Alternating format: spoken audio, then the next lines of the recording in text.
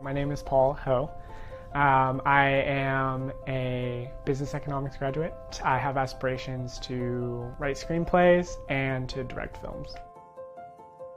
I think that each person has a really great story.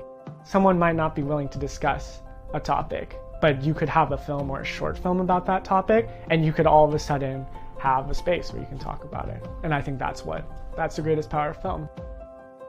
Writing is a really cathartic experience for me. And so a lot of times on my free time, I'm trying to actively engage the creative muscle, because for a lot of my life, I just was not able to.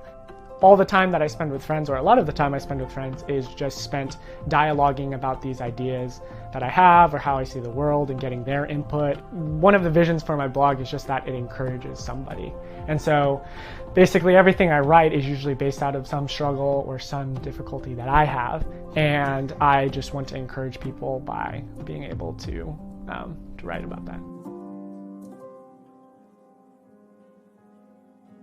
When I was 13 years old, my family had just relocated from LA to San Diego, so we were moving into an apartment. And while my mom and dad were downstairs talking with the previous owner, the landlord of the house, I was like snooping around in different closets, just doing like little kid things, you know?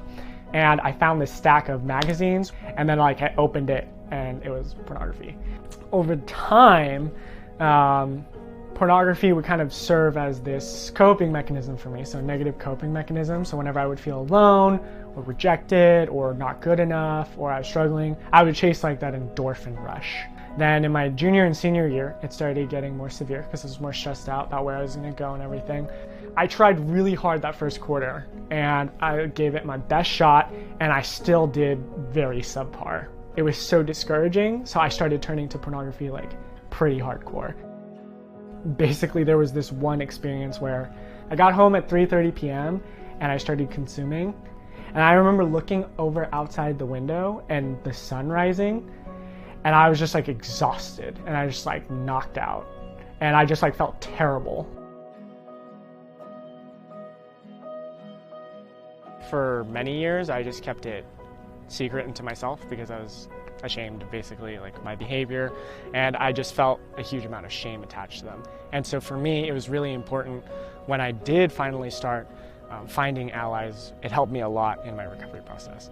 One of my close friends, one time after work, we drove right outside to where his house was, and I turned off the car and we just started talking. And so initially we were just talking about life and just different things, but then our conversation slowly started moving into other territory, and then eventually he just kind of like, let's talk about this. And so we started talking about pornography and our struggles with it. And to me, that was huge because it was one of the first times where I felt like I had an ally, somebody who was also struggling with it, because a big lie that I believed for a really long time was that it was just me.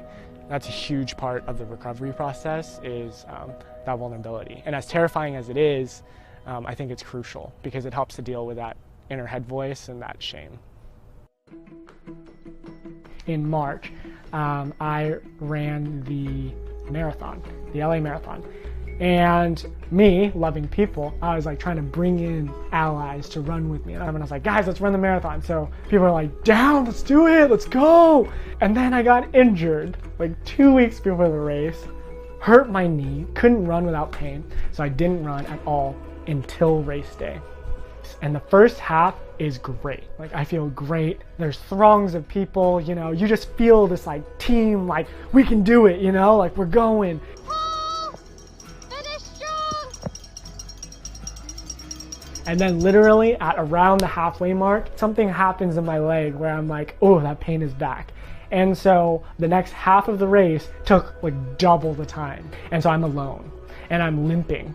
I went from stopping and thinking about like, I have to finish this race to, I just have to take one more step.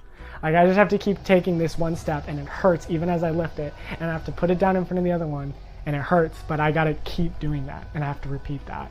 And I think it was such like a powerful experience for me, because I'd never done that. And to complete that, it changed a lot in my brain. It made me realize that, wow, like this thing that was virtually impossible for me to do, I was actually able to complete. And it just like changed a lot of my views, and especially with my journey, and my struggle with pornography. It was super encouraging because it was like, I can finish something that I thought was impossible. And you know what? Like, I will finish strong. Like, I choose to continue to step, even though it's painful. I choose to continue to go. My journey is ongoing. But the difference is I'm not discouraged and ashamed anymore. It's just more of like every day you wake up and you just keep going. You got to keep taking one more step.